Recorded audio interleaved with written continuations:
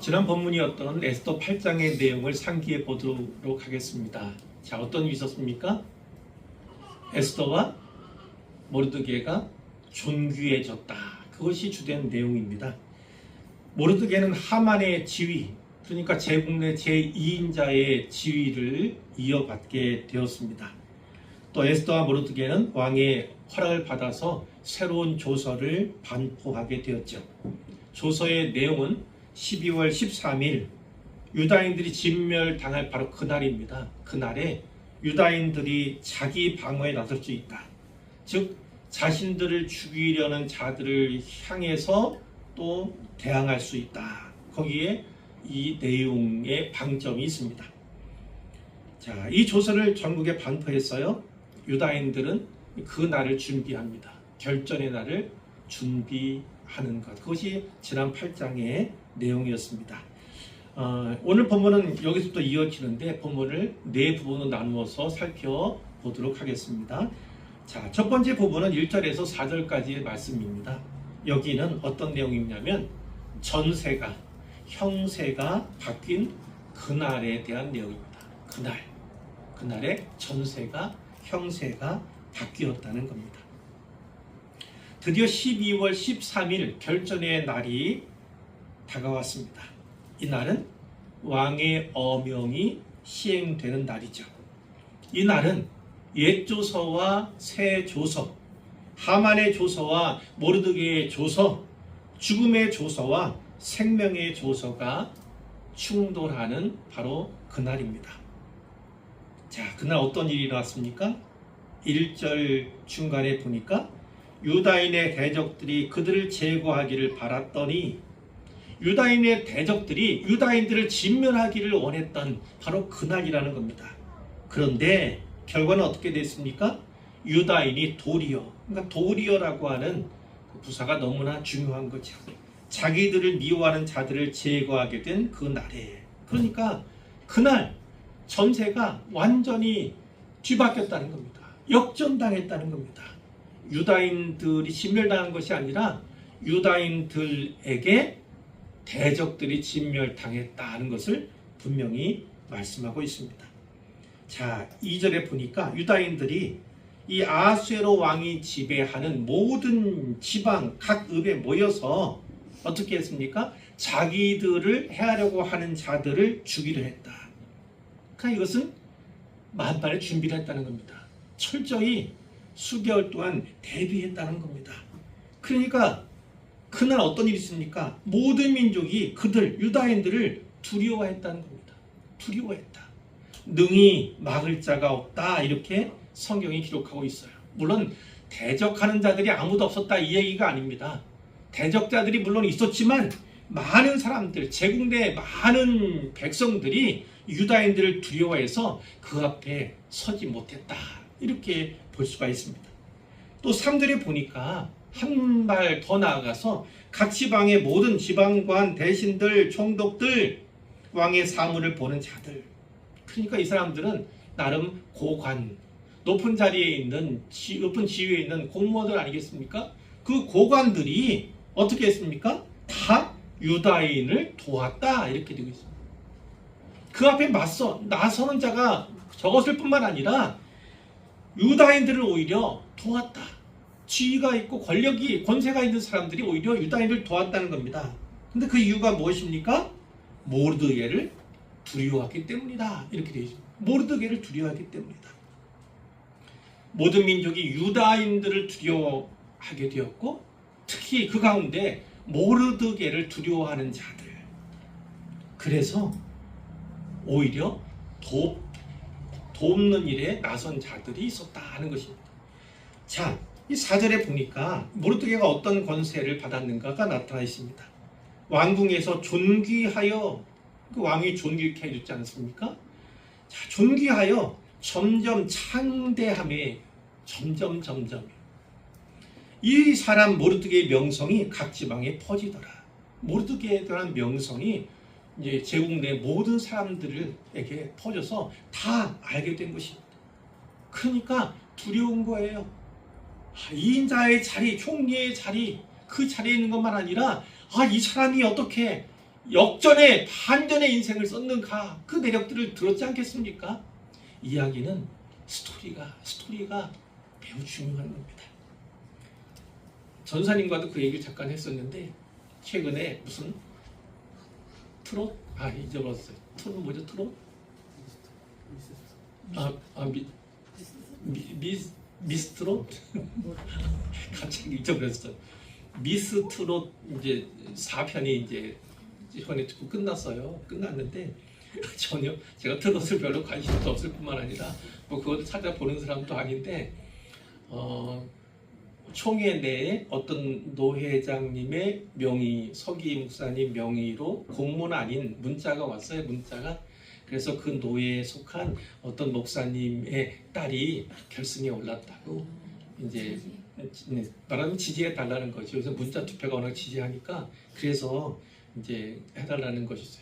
물론 그것에 대해서 반감이 많더라고요. 어떤 목사님이 페이스북에다 올린 거를 보니까 그걸 내용을 올렸어요. 그래서 아니 정정당당하게 승부하면 되지 무슨 목사님들에게 문자를 돌려서 지지해 달라고 하느냐 이렇게.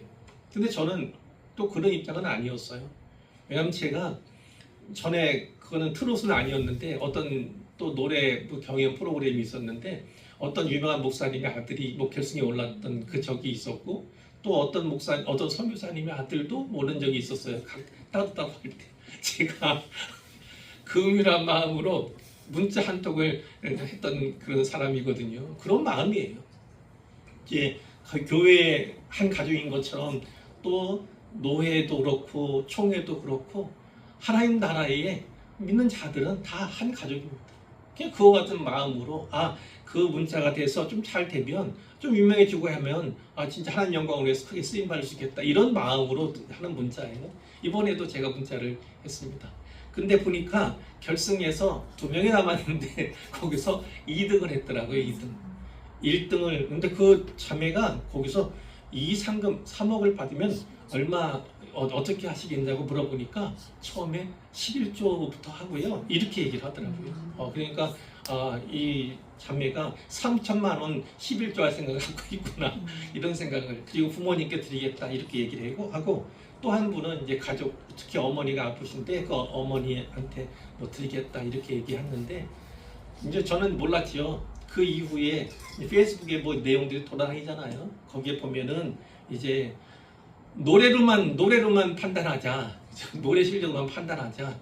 이것저것 특히 그걸 뭐라고 합니까? 뭐 가난하고 뭐 아프고 뭐 그런 무슨 파리? 감성파리 같은 거 하지 말고 실력으로만 평가하자. 뭐 이런 내용들이 많이 있어요. 근데 전사람과 얘기할 때 이제 그 얘기를 한 거죠. 같이.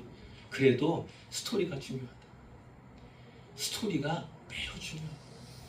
똑같은 인생길을 비슷한 인생길을 걷는다 할지라도 어떤 사람은 스토리가 있습니다. 어떤 스토리가 중요합니까? 반전이 있어야 되는 겁니다. 반전. 그러니까 예를 들어서 가난 가운데서 성공한, 관계가 무너진 가운데서 성공한, 아프고 절망적인 상황 가운데서 이겨낸, 그것이 사람의 신분을 울리는 것이고 바로 그 사람이 동일한 노래를 부른다 할지라도 사람들이 그것을 이제 감동받게 되는 거예요. 저 사람은 저와 같은 스토리가 있으니까, 삶의 이야기와 줄거리가 있으니까 그것이 예사롭게 들리지 않는 겁니다. 인생은 스토리가. 그래서 인생 가운데 뭐가 중요합니까? 고난이 중요한 겁니다. 고난 없는 인생이, 그래서 고난 없는 평탄한 인생이 복 있는 인생이 아닙니다. 고난 가운데서 그 고난을 이겨내는 그 스토리가 있는 인생이 진짜 복된 인생이다. 이렇게 볼 수가 있는 건데, 여기는 어때요? 모르드게 어떤 사람인지 아셨잖아요. 그리고 또 그가 이 장대에 달려 죽임을 당해야 될 그런 운명 가운데 있던 사람도 우리가 알고 있지 않습니까? 그런데 완전히 인생에 반전이 일어난 거예요. 4절에 보니까 존귀하게 됐고 점점 창대케 되고 그리고 명성이 퍼졌다. 이 표현은요, 구약에서는 한 가지 확실한 증거입니다. 어떤 증거입니까? 하나님이 그와 함께 하신다는 증거가 바로 여기 있는 거예요. 하나님이 모르드게와 함께 하시는 구나를 다 알게 되는 겁니다. 다 알게 되는 거예요. 진멸의 대상이었던 유다인들이 오히려 두려움의 대상으로 바뀌는, 누가 하신 겁니까? 하나님이 하신 겁니다. 하나님이 하신 거예요. 페르시아에 있는 모든 민족들, 특히 그 중에는 대적이 되어서 그들을 진멸하고자, 그들의 재산을 탈취하고자 했던 자들이 없었겠습니까? 근데 그들이 오히려 유다인의 편에 섰다. 모르드게의 편에 섰다. 왜 그렇습니까?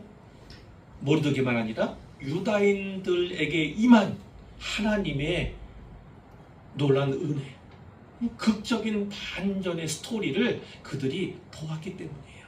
보았기 때문에. 그것을 통해서 배후에서 일하시는 하나님, 배후에서 일하시는 하나님을 그들이 목독해 되는 것입니다. 목독해 되는 거예요.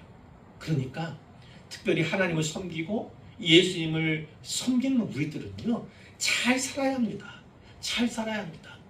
우리들의 삶을 통해서, 특히 고난 가운데서 어떻게 살아가고 어떻게 이겨내는가, 어떻게 승리하는가, 그 인생의 스토리를 통해서 무사람들이, 예수님을 믿지 않던 사람들이, 하나님을 욕하고 멀리하던 사람들이, 부인하던 사람들이 오히려 은혜를 받게 됩니다. 마음이 열리게 될 수 있다. 그래서 우리가 분명히 기억하면 좋겠어요. 우리의 배후에서도 하나님은 일하고 계십니다. 두 번째 단락은 5절에서 10절까지입니다. 여기에서 어떤 내용이냐면 유다인의 승리, 대적들의 패배, 이거죠.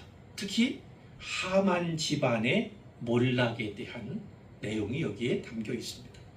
자, 5절에 보니까 유다인이 칼로 모든 대적들을 쳐서 도륙하고 진멸하고 자기를 미워하는 자에게 마음대로 행했다, 이렇게 되어 있습니다. 죽이고 도륙하고 진멸한다, 뭐 이런 내용들은 두 개의 조서에 모두 들어있던 내용들이에요. 들어있던 내용들입니다. 그러나 잘 보면 이 날의 일들이 싸움 수준이 아니었구나, 전쟁이었구나, 이렇게 보여주는 거예요. 유다인과 하만의 민족인 아말렉과의 전쟁, 아주 오래되지 않습니까? 오랜 역사적 배경이 있지 않습니까? 그런데 가나안 땅에서 끝내지 못한 그 진멸 전쟁이 이방 땅에서 진행되고 있다. 이방 땅에서 계속되고 있다는 겁니다. 그것은, 이 전쟁은 아주 오래전 하나님의 명령, 그 명령을 수행하지 못한 그 역사과 반대로 이 땅에서, 이방 땅에서 신실하게 이행 중이다라는 것을 분명히 보여준다, 이렇게 말씀을 드릴 수가 있는 것이죠. 자, 살아갈 때 참 어려움 많이 당하잖아요. 고난 속에 있을 때가 많이 있지 않습니까? 그리고 그때가 되면 때로 아무런 위로를 받지 못할 수도 있습니다. 마치 혼자 있는 것 같은, 물론 가족들이 있고 또 교우들도 있고 많은 기도해 주는 그런 사람도 있지만, 심각한 때는 홀로 있는 듯 느낄 수밖에 없어요. 그만큼 고난의 깊이가 깊을 땐 매우 힘겹습니다. 물론 알지요. 하나님이 함께 하신다. 주님이 하늘에서 나를 위해 중보하고 계신다. 성령께서 나를 만져주신다. 나를 위해 중보하는 교우가 있다. 가족들이 있다. 다 알지요. 알지만 그게 이성적으로 감당할 수 없는 그런 때가, 그런 시간들이 없지 않아 있습니다. 자, 그것처럼 우리 미래, 우리의 장래가 어떻게 될는지 우리는 알 수 없어요. 어떻게 될지 모릅니다. 그러나 확실히 한 가지는 알 수 있습니다. 우리가 누구의 손에 붙잡혀 있는지, 그것만큼은 분명히 알 수 있습니다. 하나님께서 능력의 손으로 우리를 붙잡아 주시는 한 우리는 반드시 이겨낼 것입니다. 그리고 승리케 될 것입니다. 6절에 보니까 유다인이 도성인 수산에서 500명을 죽이고 진멸했다. 7절 이하에 보니까 뭐 바산다다, 달본, 아스바다 뭐 이름을 기억할 필요가 없는 그런 사람들이 쭉쭉쭉쭉 이름이, 성경에 이름이 나온다는 건 중요한 겁니다. 아무나 성경에 이름이 등장하지는 않지요. 악인이든지 아니면 하나님께 쓰임 받은 어떤 귀한 일꾼이든지 뭐 이런 사람들이 주로 나오지 않습니까? 여기에 10명이나 되는 사람들이 나타나는데 그 이름이 누굽니까? 바로 유다인의 대적인 하만의 10아들이다 이렇게 나오죠. 10명의 아들의 이름이 다 기록되어 있습니다. 그러나 영예로운 이름으로 기록된 것은 아니다. 유다인들이 하만의 10아들을 죽였다는 겁니다. 이 구약에서 10이라고 하는 숫자는요 여러 의미를 갖고 있습니다. 때에 따라서는 완결, 완전수 중에 하나 이렇게 이제 나타나게 되는 것이죠. 그러니까 여기서 10아들, 물론 10명의 아들이지만 이 10명의 아들은 어떻습니까? 하만에게 매우 자랑거리였던 거예요. 자랑거리. 이렇게 많은 아이들을 주시고 뭐 이렇게 했지 않습니까? 자랑했었는데, 그런데 이 하만의 10아들이 죽었다. 이것은 뭡니까? 하만 가문이 완전히 끝장났다. 끝장났다. 가문의 명예와 가문에 대한 기업과 그들의 장래가 완전히 끝났다. 이것을 보여준다는 거예요. 그런데 뒤에 보면 그들의 재산에는 손을 대지 아니하였더라. 이런 대목이 나와요. 하만의 10아들을 죽였지만 또 유다인들이 많은 대적들을 죽였지만 그들의 재산에는 손을 대지 아니하였다.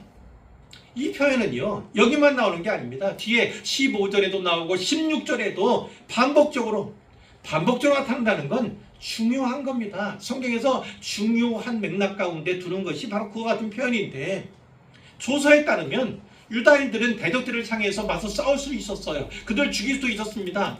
또 뿐만 아니라 그들의 재산을 탈취할 수도 있었어요.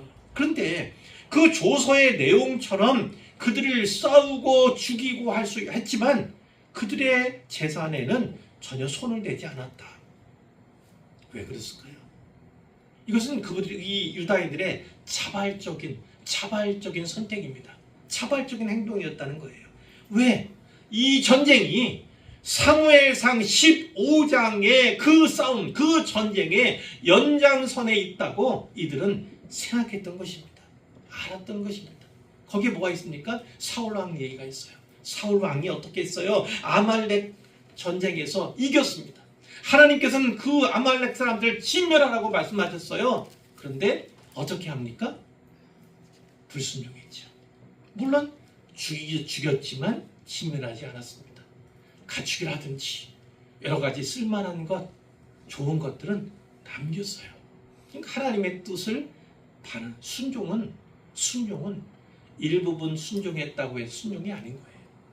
온전히 순종했을 때만 성경이 말하는 순종에 부합되는 것인데, 사울은 싸움에서 이겼고 많은 아말렉 사람들을 죽였고 또 재산을 탈취했음에도 불구하고 그것이 온전하게 완전하게 진행되지 않았다는 것입니다.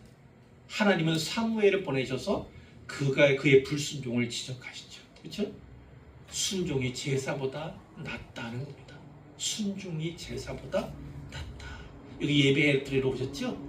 구약의 제사가 신약에서는 꼭 그대로는 아니지만 대개 예배의 문맥에서 읽힙니다. 그런데 순종이 예배보다 낫다 이렇게 얘기한다면 그 중요한 예배보다 순종이 더 낫다고? 그것을 기억하셔야 합니다. 예배는 단지 자리를 지키는 그것에서 끝나서는 예배가 아닙니다.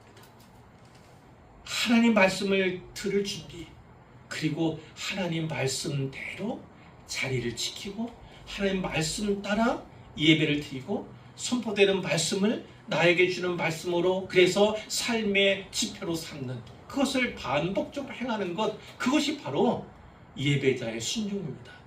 그렇게 예배자가 되어야 진짜 예배를 드리는 것이고 하나님께서 받으실 만한 예배가 되는 겁니다. 그런 차원에서 순종이 예배보다 제사보다 낫다. 선지자가 이렇게 책망하고 또 선포했던 것이죠. 자, 재산에는 손대지 않았다. 이것은 말하자면 도덕적인 그리고 신학적인 정당성을 부여해 준다 이렇게 볼 수 있어요. 이것은 재산이나 노획물을 탈취하기 위한 전쟁이 아니었다는 겁니다. 단지 원수를 갚기 위한 목적에서 구현한 전쟁이었다고 말하는 것이고, 그것은 방어전, 자기 생명을 보존하기 위해서, 지키기 위해서 싸운 전쟁이었다라는 것을 분명히 보여준다는 것입니다. 이것이 매우 강조되고 있어요. 3번이나 반복되고 있으니까요. 자, 힘이 생겼습니다. 이제 많은 대적들이 무찔렀습니다. 모든 사람들을 또 진면 나갈 것입니다. 그런데 힘이 생겼다고 그들이 탐욕으로 나가지 않았다는 것이 중요합니다. 죽을 위기에 있었다고, 억울했다고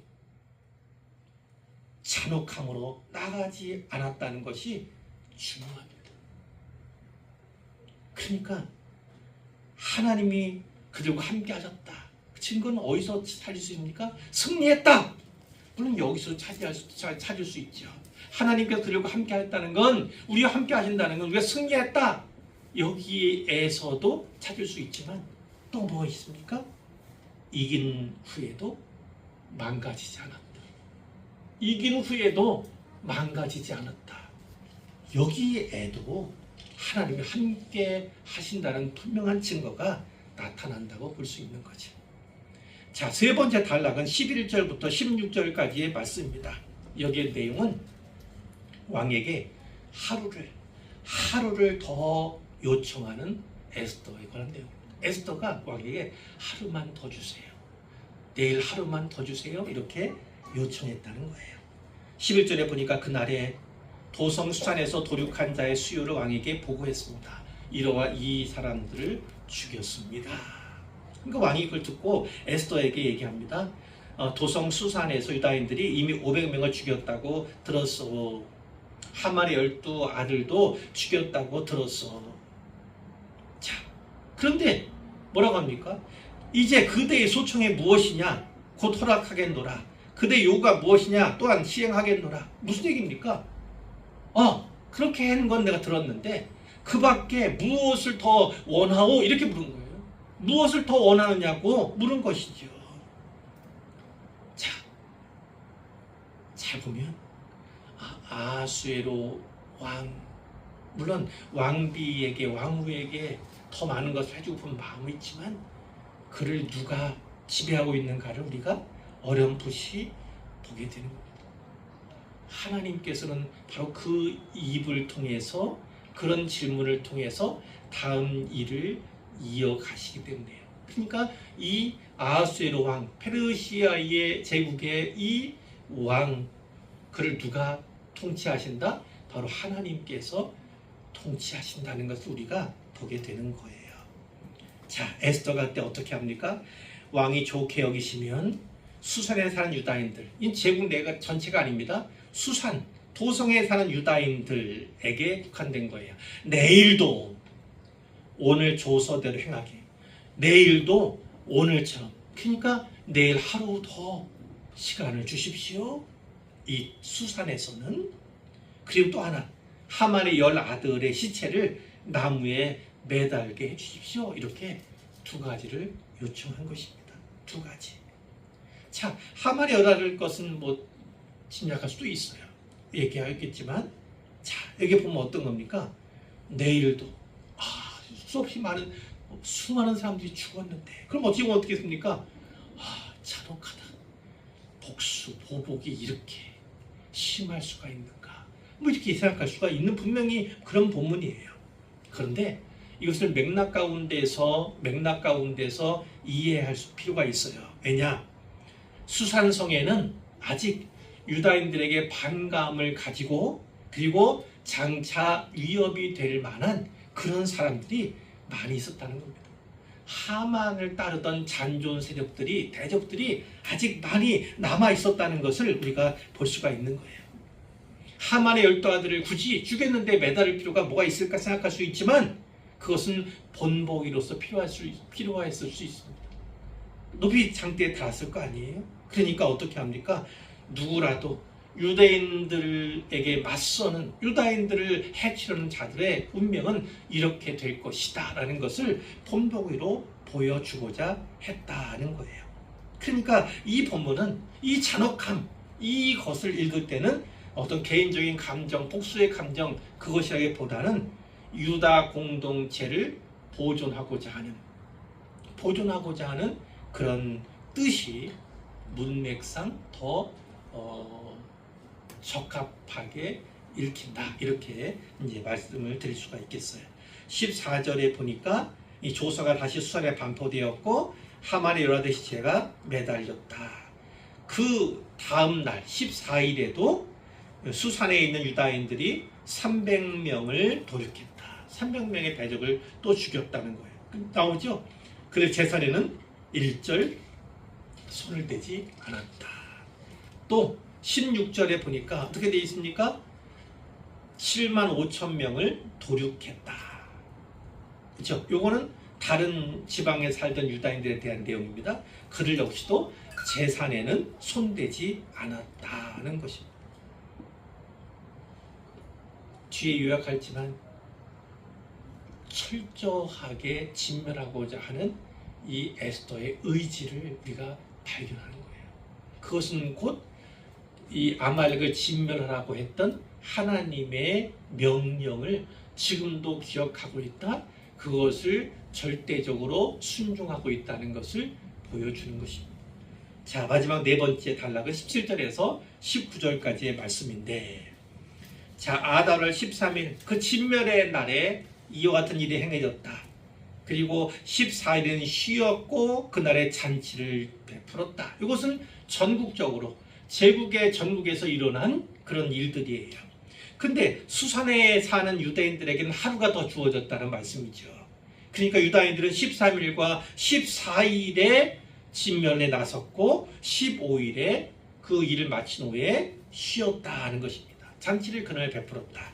19절에 보니까 시골의 유다인, 성이 없는, 성도 어떤 큰 성들 있지 않습니까? 그것이 없는 시골 사람들, 그 고향, 고을고을에 있는 그런 유다인들은 어떻게 했습니까? 하루에만 조서가 주어졌기 때문에 아달월 14일을 명절 삼아서 잔치를 베풀었다, 즐겼다, 서로 예물을 주었다. 이것이 이제 그들이 승리의 잔치를 베푼 그런 기사입니다. 자, 이제 결론이에요. 첫 번째 결론은 무엇이냐면 이겁니다. 반전의 날은 반드시 온다는 겁니다. 반전의 날은 반드시 온다. 왜냐? 하나님은 정의와 공의의 하나님입니다. 하나님의 정의와 공의를 대적하는 그런 자들은 하나님께서 심판하실 날이 온다는 거죠. 물론 궁극적으로 주님 다시 오실 그 날이 심판의 날이기는 하지만, 그러나 그 전이라 할지라도 하나님께서는요, 반전의 역사를 써가시는 하나님이심을, 역전의 하나님을 우리가 붙잡고 기억할 필요가 있습니다. 그 하나님이 에스더서에 전체적으로 등장 안 하잖아요. 하나님이라고 하는 단어 자체도 나오지 않고 여호와의 이름도 등장하지 않는 책이 바로 이 책 아닙니까? 이 성경 아닙니까? 근데 우리가 보았던 것처럼 많은 우연들 반복되면서 그것이 피리어드로 나아가는 장치가 바로 이 에스더서의 그 어떤 문학적인 맥락이다, 구조다, 이렇게 볼 수가 있는 거예요. 따로따로 보면 다 우연인 것 같고 흩어진 어떤 사건처럼 보이지만 결국 하나하나가 연결이 되어서 하나님의 시간표가 이렇게 준비되어 있었구나. 그것이 시간표에 따라서 이렇게 진행되었구나라는 것을 분명히 알게 되는 거예요. 우리 눈에 보이지 않아도 들리지 않아도 하나님은 일하시는 하나님입니다. 바로 우리를 위해서 일하시는 하나님, 신자 성도 그리스도인 하나님의 자녀를 위해서 일하시는 하나님이 우리 하나님이심을 분명히 믿으시기를 바라요. 너무 깊은 곳에서 너무 은밀하게 일하시기 때문에 우리에게 보이지 않고 들리지 않을 뿐이지 하나님은 우리를 위한 사역을 절대 한순간도 쉬지 않으시는 분이시다라는 것입니다. 그래서 분명히 반전이 준비되고 역전이 예비되고 있음을 우리가 분명히 기억할 필요가 있습니다. 하나님은 분명히 반전의 날을 주시는 분이시다라는 거예요. 자, 두 번째는요. 전쟁을 치룰 때, 특별히 영적 전쟁을 이야기하죠. 영적 전쟁을 치룰 때 온전히 하나님의 전쟁이 되게 하는 것이 중요합니다. 오늘 유다인들이 어떻게 했습니까? 대적들을 진멸해 나섰어요. 많이 죽이고 도륙하고 했죠. 그러나 그들이 얻을 수 있는 그 조서에 따라서 취할 수 있는 재산에는 전혀 손대지 않았다. 그것이 계속 반복되지 않았습니까? 그러니까 그것은요 분명한 목적을 보여줍니다. 또 어떤 목적입니까? 재산 탈취, 이 재산, 재물 아무런 관심이 없다. 우리가 싸우는 이유, 우리가 전쟁하는 목적은 단 한 가지다. 바로 우리를 위함이다. 우리를 보존하고 우리를 지키기 위함이다라는 것을 분명히 보여주는 겁니다. 그러니까 우리가 싸우는 영적인 전쟁도 그러합니다. 우리는 우리를 보호하기 위해서입니다. 교회를 보호하기 위해서입니다. 하나님 나라를 보호하기 위해서입니다. 그것이 우리가 영적 전쟁을 치르는 목적이죠. 그렇기 때문에 그 목적을 이행하기 위해서는 순전할 필요가 있습니다. 그리고 여러 가지 몇 가지를 짚어 있습니다. 가장 중요한 목적에 포커스를 맞추고 거기에만 집중하는 겁니다. 그것이 바로 재산에는 손을 대지 아니하였다라는 유다인들의 행위, 거기에 분명히 담겨 있는 거죠. 다른 것은 다 필요 없지 않다. 다른 것은 우리의 목적이 아니다. 중요한 것은 생명을 지키는 것, 그리고 교회를 지키고 하나님 나라를 지키는 것, 그것이 우리의 순전한 목적이다. 그렇기 때문에 하나님께서 대신 싸우실 수 있는 거예요. 성경이 구약에 나오는 하나님의 전쟁들은 다 그렇습니다. 하나님께 참되게 나아가면, 오직 순전하게 순종하며 나아가면 어떻게 합니까? 하나님이 대신 싸워주는, 하나님이 앞서 싸우시고 사후 처리도 하나님이 하시는 그런 내용들이 구약의 이스라엘의 본문에서 계속 나오는 거예요. 왜 보여주십니까? 그것이 바로 하나님께서 싸우시게 하라는 겁니다. 하나님께서 싸우시게 하시려면 하나님은 어떻게 합니까? 물론 기도가, 그리고 순전함이, 순적함이, 그리고 순종이 필요합니다. 그것만 준비되면, 그 목적에 분명하면, 목적에 신실하면 하나님이 대신 싸우신다. 분명히 이길 수밖에 없는 전쟁이 되는 거죠. 영적 전투도 바로 그러해야 한다. 그것을 우리가 기억하면 좋겠어요. 자, 그리고 또 하나 합니다. 마지막으로 하나. 이 에스더가 하루를 더 주십시오. 하루만 더 주십시오. 요청하지 않습니까? 왜 그렇습니까? 진멸하기 위해서입니다. 우리는 어떤 도전을 받습니까? 철저하게 싸우라는 겁니다. 끝까지 싸우라는 겁니다. 끝까지. 근데 그 끝까지는 뭡니까? 진멸하기까지. 그 진멸하는 목적은 또 무엇입니까? 하나님께서 하신 말씀이 오랜 시간이 지났지만, 오랜 역사가 흘렀지만, 지금은 처지가 바뀌었지만, 그래도 그 약속의 말씀을 붙잡는 겁니다. 지금이라도 가나안 땅에서 이행하지 못한 그 전쟁을 이방 땅에서라도 이행하고자 하는, 그 명령을 준행하고자 하는 그 의지가 그들에게, 에스더에게 특별히 있었다라는 것입니다. 그 하루 동안 더 싸워서 진멸하지 않으면 남습니다. 그 남는 것이 결국 우리 후손들의 대적이 됩니다. 그러니까 우리는 영적인 차원에서 말하자면 마귀와 싸울 때는요, 끝까지 철저하게 싸워야 됩니다. 전적으로 승리해야만 그것이 가능하다. 물론 그것은 주님께서 이미 싸워 승리한 십자가와 부활의 그 승리로 말미암아서 우리에게 약속된 바가 있지만, 우리가 어떠한 영적인 전투나 영적인 싸움에서 싸울 때도 철저할 필요가 분명히 있다. 끝까지 싸울 필요가 있다. 그것을 분명히 우리에게 보여줍니다. 하나님 약속의 말씀을 의지하십시오. 성경이 이 영적인 싸움에 대해서 우리가 어떻게 언약하셨고 말씀하셨고 명령하셨는가를 분명히 기억하시면 되겠습니다.